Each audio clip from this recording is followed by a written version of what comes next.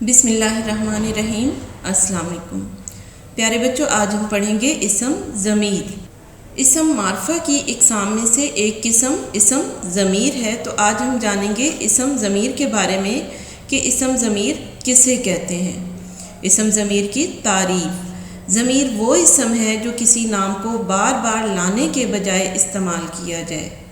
جی پیارے بچوں، جب ہم کسی کے بارے میں بات کر رہے ہوتے ہیں تو اس کے نام کو بار بار دہرانے کے بجائے جو الفاظ ہم استعمال کرتے ہیں انہیں اسم ضمیر کہتے ہیں۔ یہاں ایک مثال بھی ہمارے پاس موجود ہے، مثلا جمیل نے کھانا کھایا اور جمیل اسکول چلا گیا۔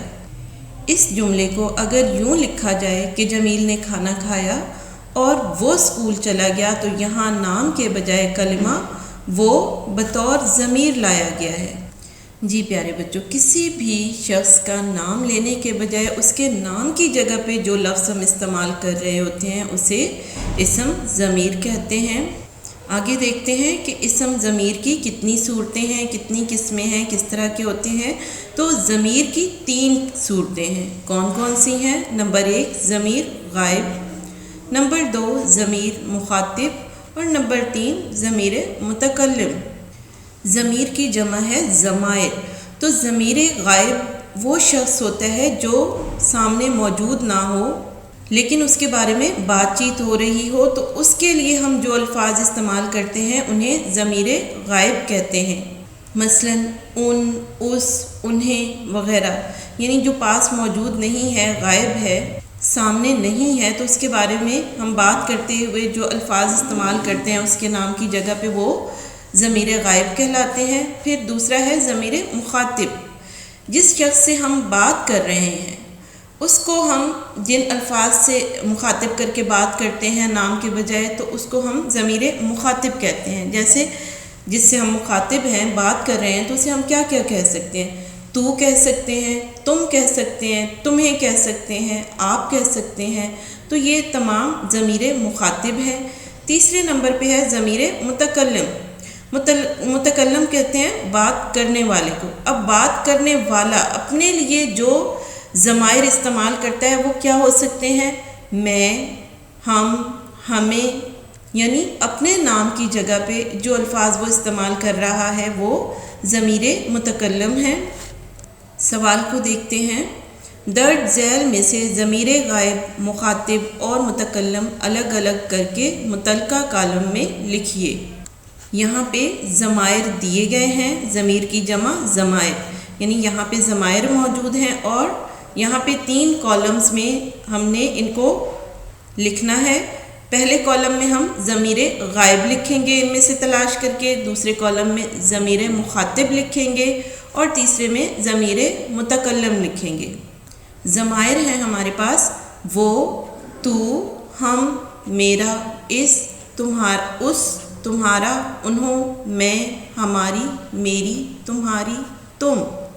اب دیکھتے ہیں کہ درج ذیل ضمائر میں سے ضمیر غائب کون سے ہیں؟ تو وہ ہیں وہ، اس، انہوں۔ ہم نے انہیں ضمیر غائب میں لکھ دیا ہے، ضمیر غائب کے کالم میں۔ آگے ہے ضمیر مخاطب۔ تو مخاطب کے لیے کون سے الفاظ استعمال ہوتے ہیں؟ تو، تمہارا، تمہاری، تم۔ اس سے اگلا کالم ہے ہمارے پاس ضمیر متکلم کا۔ اس میں ہم ضمیر متکلم لکھیں گے، یعنی وہ ضمائر لکھیں گے جو متکلم استعمال کرتا ہے، متکلم کے لیے استعمال ہوتے ہیں، اور وہ ہیں ہم، میرا، میں، ہماری، میری۔ آئیے تو اب اگلے سوال کو دیکھتے ہیں۔ اگلا سوال ہے ہمارے پاس ضمیر کی 3 حالتیں ہیں۔ جی پیارے بچوں، یہاں پہ ہم ضمیر کی حالتیں دیکھیں گے کہ کتنی ہیں۔ تو ضمیر کی 3 حالتیں ہیں۔ کون کون سی ہیں؟ نمبر 1 حالت فاعلی، نمبر 2 حالت مفعولی، اور نمبر 3 حالت اضافی۔ پہلے نمبر پہ ہے حالت فاعلی۔ تو ہمیں معلوم ہے کہ فاعل جو ہوتا ہے، فاعلی فاعل سے نکلا ہے، تو فاعل کام کرنے والے کو کہتے ہیں، یعنی ایسی حالت جس میں کام کرنے والا ظاہر ہو رہا ہو وہ حالت فاعلی ہے۔ مفعولی مفعول سے نکلا ہے تو مفعول کہتے ہیں جس پہ کام ہو رہا ہو۔ تو ایسی حالت جس میں کام جس پر ہو رہا ہو وہ ظاہر ہو تو اسے ہم حالت مفعولی کہتے ہیں۔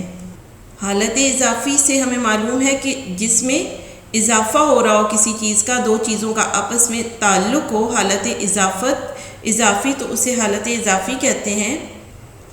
سوال ہے فقرات مکمل کیجئے۔ یہاں پہ خالی جگہ دی گئی ہیں، ان کو ہم ضمیر کی درست حالت کے ذریعے سے مکمل کریں گے۔ تو پہلی خالی جگہ کو دیکھتے ہیں، وہ سو رہا ہے، ضمیر کی حالت ڈیش ہے۔ جی پیارے بچوں، یہاں پہ ہمارے پاس جملہ ہے وہ سو رہا ہے، تو ہم پڑھ چکے ہیں کہ سونا، جاگنا، پڑھنا، کھانا، کھیلنا یہ سب فعل ہوتے ہیں اور ان کو کرنے والا کون ہوتا ہے؟ فاعل۔